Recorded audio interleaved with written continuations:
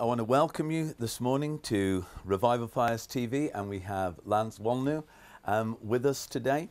And Lance heads up the Lance Learning Center, and we've had him over this weekend, and it's just been an action-packed weekend that we've had him. But he's been talking about the 7 mountains. And Lance, you know, that's a concept for lots of people that they probably new to them. Just explain this whole principle of the 7 mountains. Surely. Well, you know, when Israel went in to possess its promised land, it was told that it would dispossess 7 nations, greater and mightier than them.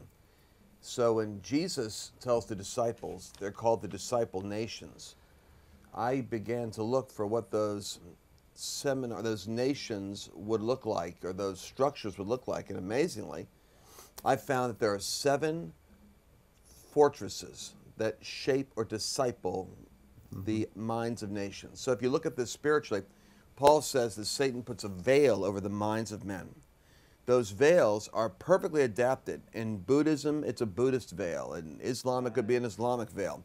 In communist China or communist Russia under Stalin, it was a Stalinist veil. Satan's goal is to veil the mind. The gospel lifts the veil and reveals the truth. So what are the 7 mind molders, or 7 vehicles of shaping the mind that Satan can leverage to put a veil over? Religion is one of them.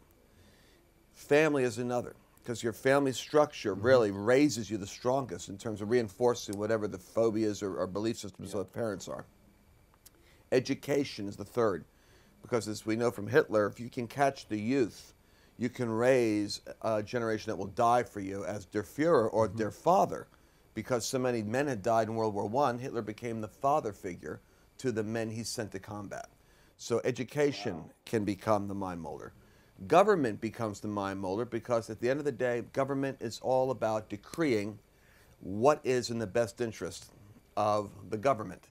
And therefore, government is all about legislating morality. People say you can't legislate morality, but it's all government does. It's making decisions all day about what we think is right or wrong. So government is a mind molder.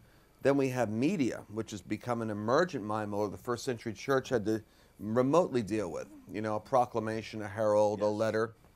Now we've got iPods, TV, you're in the airport, you can see it as well as I do when I travel. They've got typically CNN, you know, you get the most unbelief channel you could possibly get in the United States, it's blasting at you all the time. But media is the propaganda machine. In Al Jazeera's media in the Middle East, you have 100 million Arabs listening to information slanted against the United States and Israel. So media is the bias machine acting as the truth teller, usually giving you the party line. Arts is the weapon against media, because the artist, the documentary filmmaker, the movie star, whether it's a Lady Gaga and Elton John, or you know, Pirates of Penzance or the Cats on Broadway, arts is a beautiful prophetic expression of man's creativity, but there again, it's a mind molder. It creates the trends. Sports is an arts factor. It's celebration, and those figures are the people that we make idols out of. Finally, business. From advertising to technology to science to medicine, anything that can be turned into a human service or can render cash flow.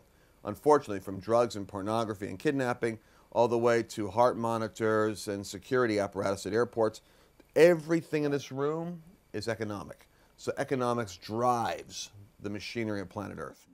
Those 7 spheres, you can't get away from them. They're shaping you even if you're on a remote island.